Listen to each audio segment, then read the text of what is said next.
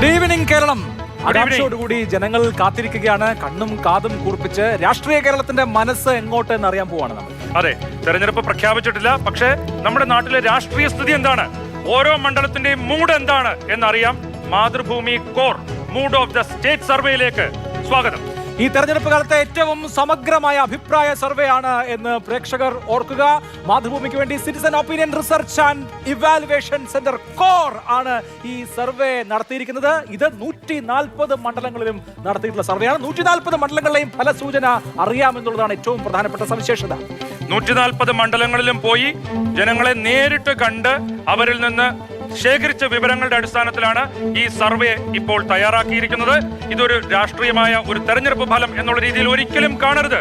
അതിന്റെ ഇപ്പോഴുള്ള എന്താണ് രാഷ്ട്രീയ സ്ഥിതി എന്നുള്ള സൂചന മാത്രമാണ്. സൂചനയാണ്, സൂചന മാത്രം എന്ന് പറഞ്ഞുകൊണ്ട് എന്താണ് ഇതിന്റെ മെത്തഡോളജി, റിസർച്ച് മെത്തഡോളജി എന്താണെന്ന് വിശദീകരിക്കാം. മെത്തഡോളജി അനുസരിച്ച് 28,432 സാമ്പിളുകൾ, അതൊരു വലിയ സാമ്പിൾ സൈസാണ്. നമ്മൾ സാമ്പിൾ സർവേ എടുത്തു കഴിഞ്ഞാൽ ഒരു വലിയ സാമ്പിൾ സൈസാണ് 28,432 എന്നുള്ളത്. അതെ, ഇത് അഭിലാഷ്, ഒരു മണ്ഡലത്തിൽ 200-ൽ അധികം പേരെയാണ് നേരിട്ട് പോയി കണ്ട് ഇതിനു വേണ്ടി വിവരങ്ങൾ ശേഖരിച്ചിരിക്കുന്നത്.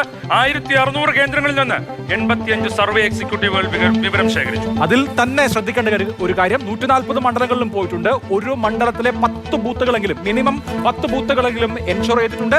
ആ 10 ബൂത്തുകളെ എടുത്തു കഴിഞ്ഞാൽ ആ 10 ബൂത്തുകളിൽ 20 സാമ്പിളുകളെങ്കിലും ഉണ്ടായിട്ടുണ്ട് എന്നുള്ളത് ശ്രദ്ധേയമാണ്. എന്ന് മാത്രമല്ല, വ്യത്യസ്ത കാറ്റഗറികളായ മനുഷ്യരിലേക്ക് കടന്നില്ല. ഇപ്പൊ പ്രൊഫഷണൽസ്, സാധാരണ മനുഷ്യർ, സാമുദായിക വിഭാഗങ്ങൾ എല്ലാവരെയും കണ്ടിട്ടുണ്ട്. തീർച്ചയായിട്ടും അങ്ങനെ ആ അർത്ഥത്തിൽ ശാസ്ത്രീയമായി നടത്തിയിട്ടുള്ള റാൻഡം സാമ്പിളിംഗ് മെത്തേഡ് അനുസരിച്ച് നടത്തിയിട്ടുള്ള ഒരു സർവേ ആണ്. ഞാൻ നേരത്തെ സൂചിപ്പിച്ചതുപോലെ കോർ ആണ് മാതൃഭൂമിക്ക് വേണ്ടി, മാതൃഭൂമി ഗ്രൂപ്പിന് വേണ്ടിയിട്ട് ഈ അഭിപ്രായ സർവേ നടത്തിയിട്ടുള്ളത്. നമ്മൾ അഭിപ്രായ സർവേയുടെ വിശദാംശങ്ങൾ എന്താണ്, ഈ അഭിപ്രായ സർവേ എന്ന് പറയുന്നതിന് മുൻപ് എന്താണ് സർവേ മെത്തഡോളജി എന്ന് വിശദീകരിക്കാൻ നമുക്ക് കോറിനെ ക്ഷണിക്കാം. അഭിലാഷ്, അതിന് മുമ്പ് ഒരു കാര്യം, ഇന്ന് 35 മണ്ഡലങ്ങളിലെ ഇപ്പോഴത്തെ രാഷ്ട്രീയ സ്ഥിതിയാണ് ഇന്ന്. അതുപോലെ തന്നെ നാളെ 35, അതിനടുത്ത ദിവസം 35, അങ്ങനെ 4 ദിവസങ്ങളിലായി 140 മണ്ഡലങ്ങളിലെയും ഇപ്പോഴത്തെ രാഷ്ട്രീയ സ്ഥിതി ഈ സർവേയിലൂടെ പുറത്തുവരും. ഇതിന്റെ വിശദാംശം മാതൃഭൂമി.com-ൽ, അതുപോലെ തന്നെ നാളെ ഉള്ള മാതൃഭൂമി ദിനപത്രത്തിൽ ഇതിന്റെ കൂടുതൽ വിശദാംശങ്ങൾ വായിച്ചും കണ്ടും ഒക്കെ അറിയാം. തീർച്ചയായിട്ടും നമുക്ക് അതുകൊണ്ട് ആകാംക്ഷയോടുകൂടി കാത്തിരിക്കാം.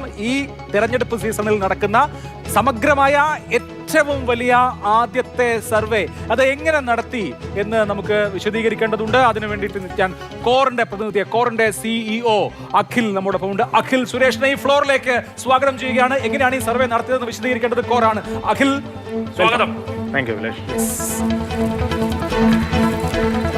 കോറിനെ സംബന്ധിച്ച് ഇതിനൊരു കോർ ഐഡിയോളജി തീർച്ചയായിട്ടും ഉണ്ടാവുമല്ലോ.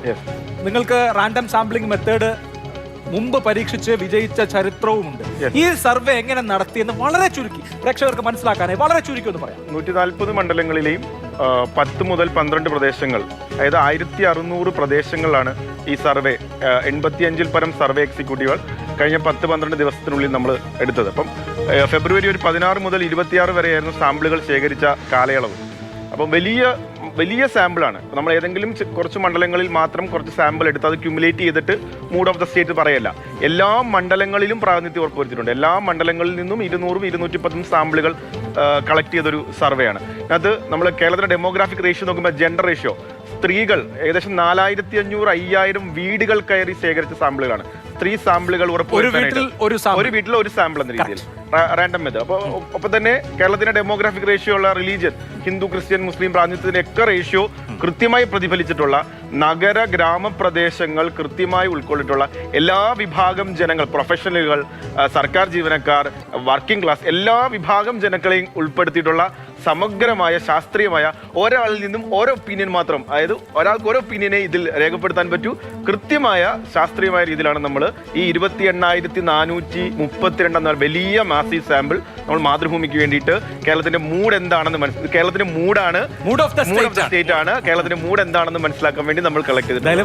ശരിയാവട്ടെ അല്ലേ? ഇപ്പോ ഇത് തെരഞ്ഞെടുപ്പ് പ്രഖ്യാപിച്ചിട്ടില്ല, സ്ഥാനാർത്ഥികൾ വന്നിട്ടില്ല, പക്ഷെ പെട്ടെന്ന് ആളുകൾക്ക് ഒരു തെറ്റിദ്ധാരണ ഉണ്ടാകും, ഇതാണ് ഫലം എന്നുള്ളത്. അങ്ങനെ തെറ്റിദ്ധരിക്കേണ്ട കാര്യമില്ലല്ലോ. ഇതിൽ ഒരുപാട് മാറ്റങ്ങൾ, സ്ഥാനാർത്ഥികൾ വരാം പല മണ്ഡലങ്ങളും. ഇപ്പൊ കൂടുതലും ആൾക്കാർ ഇതിനെ അസസ് ചെയ്തിരിക്കുന്നത് സിറ്റിംഗ് MLA യുടെ പെർഫോമൻസ്, സ്റ്റേറ്റ് ഗവൺമെന്റ് പ്രധാനപ്പെട്ട ഘടകമാണ് സിറ്റിംഗ് MLA. ഉറപ്പായിട്ടും പല മണ്ഡലങ്ങളിലും പല മണ്ഡലങ്ങളും മുന്നണികൾ ജയിക്കാൻ അല്ലെങ്കിൽ ഇതിനകത്തൊരു കാര്യം മനസ്സിലാക്കേണ്ടത് രാഷ്ട്രീയ ചോദ്യങ്ങളോട് 80% ആളുകൾ പ്രതികരിച്ചിട്ടുണ്ട്. അപ്പം നമ്മൾ രാഷ്ട്രീയമില്ല ആളുകൾക്ക് പറയുമ്പോഴും 80%-ലധികം ആളുകൾ രാഷ്ട്രീയ ചോദ്യങ്ങളോട് പ്രതികരിച്ചിട്ടുണ്ട്. അപ്പം 20% ആൾക്കാരെ ഉള്ളൂ ഇനിയും ആരാണ് കാൻഡിഡേറ്റ്, എന്താണ് വരും കാലത്തെ രാഷ്ട്രീയ സാഹചര്യം എന്ന് കരുതി വോട്ട് ചെയ്യാനിരിക്കുന്നത്. ഓൾറെഡി 80% ആൾക്കാർ ഏതെങ്കിലും മുന്നണിയെ സപ്പോർട്ട് ചെയ്ത് 140 മണ്ഡലങ്ങളുടെയും അഭിലാഷ് മൂഡ് മാത്രമല്ല ചില രാഷ്ട്രീയ ചോദ്യങ്ങളോടുള്ള ഉത്തരവുമുണ്ട്.